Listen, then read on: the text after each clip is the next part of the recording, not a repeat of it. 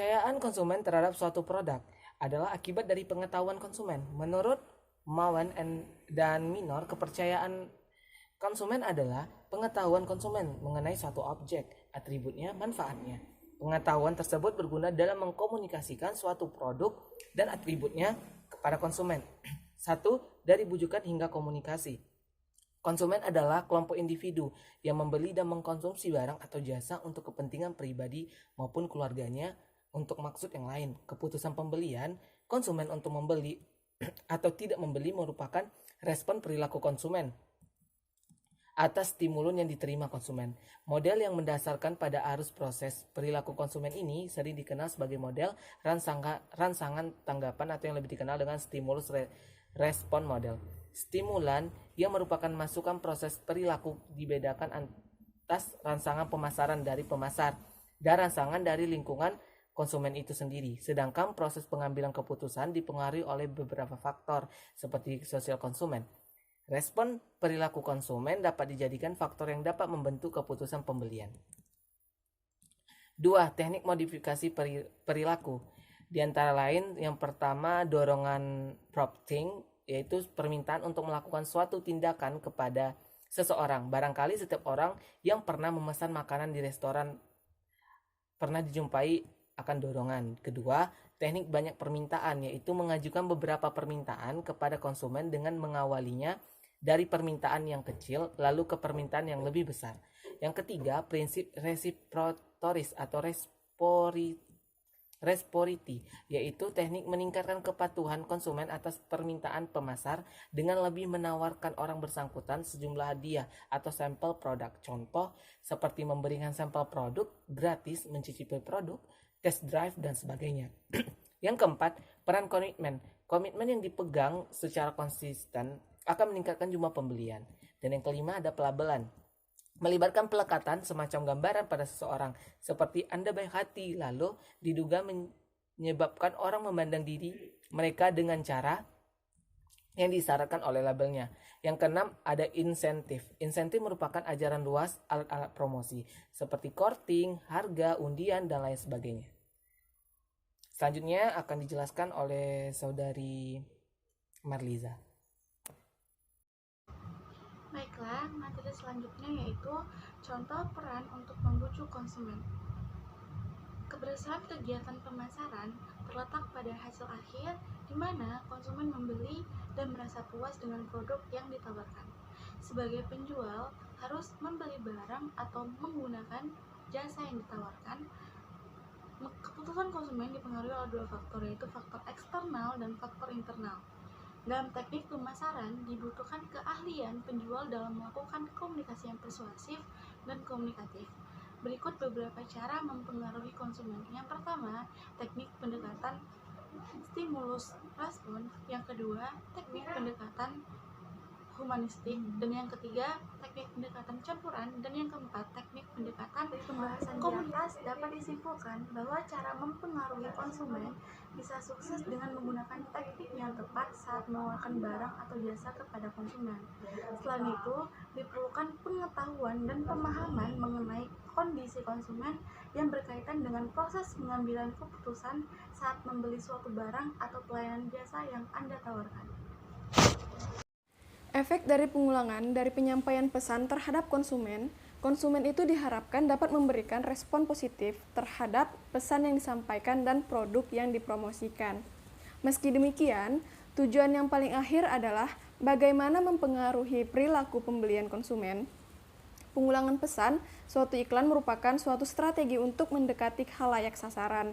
Suatu pesan yang sama yang senantiasa diulang-ulang pada akhirnya akan berakibat diingatnya pesan tersebut. Pengandalan pesan pada pengulangan dapat menjadi sangat diperlukan dalam beberapa kondisi. Pengulangan adalah alat yang penting untuk meningkatkan pembelajaran. Akan tetapi, jelas bahwa terlalu banyak pengulangan dapat menimbulkan efek yang merugikan, yaitu sesudah jumlah tertentu pengulangan, maka pengulangan tambahan mungkin mengurangi keefektifan iklan, di mana fenomena ini disebut kemajemukan akan iklan. Kemajemukan akan terjadi karena ada dua alasan, yaitu konsumen mungkin benar-benar berhenti memperhatikan suatu iklan sesudah sebelum kali ditayangkan. Solusi sederhana untuk masalah kemajemukan adalah pemakaian iklan yang berbeda dalam strategi pelaksanaan, tetapi yang membawa pesan dasar yang sama. Stimulus generalization atau dalam proses pembelajaran, konsumen adalah kemampuan seseorang untuk menggeneralisasikan pemakaian generalisasi, di mana maksudnya itu untuk membangkitkan respon menguntungkan yang sama yang biasanya dihubungkan dengan merek. Konsumen mungkin pula menggeneralisasikan di antara produk-produk kompetitif yang memiliki nama-nama yang sangat mirip, di mana stimulus discrimination dalam proses pembelajaran konsumen adalah tindakan pilihan terhadap hanya satu stimulus spesifik di antara stimulus serupa lainnya. Diskriminasi merupakan suatu proses di mana suatu organisasi belajar untuk memberikan respon terhadap suatu stimulus, tetapi membuat respon yang sama terhadap stimulus yang sama.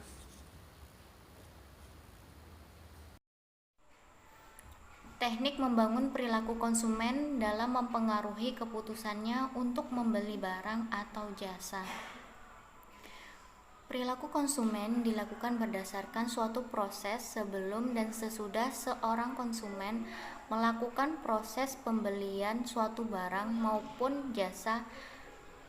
Dalam perilaku konsumen, seorang pembeli akan melakukan penilaian yang kemudian pada akhirnya mempengaruhi proses pengambilan keputusannya atas pembelian barang atau jasa tersebut. Berikut tahapan pengambilan keputusan seorang konsumen. Yang pertama yaitu pengenalan masalah. Biasanya seorang konsumen melakukan pembelian atas dasar kebutuhan atau untuk menyelesaikan keperluan, masalah, dan kepentingan yang dihadapi. Jika tidak ada pengenalan masalah terlebih dahulu, maka konsumen juga tidak akan tahu produk atau jasa mana yang mereka butuhkan. Yang kedua, pencarian informasi. Setelah mengetahui permasalahan yang dialami, maka pada saat itu seorang konsumen akan aktif mencari tahu tentang bagaimana cara penyelesaian masalahnya tersebut. Dalam mencari sumber atau informasi, seorang dapat melakukannya dari diri sendiri maupun dari orang lain, seperti masukan, sharing pengalaman, dan sebagainya. Yang ketiga, mengevaluasi alternatif. Setelah konsumen mendapatkan berbagai macam informasi yang dibutuhkan dalam pengambilan keputusan, maka hal selanjutnya yang dilakukan oleh konsumen tersebut adalah mengevaluasi segala alternatif keputusan maupun informasi yang diperoleh. Hal itulah yang menjadi landasan dalam mengatasi permasalahan yang dihadapi. Kemudian, 4. Keputusan pembelian. Proses selanjutnya setelah melakukan evaluasi pada alternatif keputusan yang ada adalah konsumen tersebut akan melalui proses yang disebut dengan keputusan pembelian. Waktu yang diperlukan dalam proses pengambilan keputusan ini tidak sama, yaitu tergantung dari hal-hal yang dipertimbangkan dalam proses pembelian atau pengambilan keputusan tersebut. Yang kelima, evaluasi pasca pembelian. Proses selanjutnya yang biasanya dilakukan seorang konsumen setelah melakukan proses dan keputusan pembelian adalah mengevaluasi pembelian tersebut. Sekian, terima kasih. Assalamualaikum warahmatullahi wabarakatuh.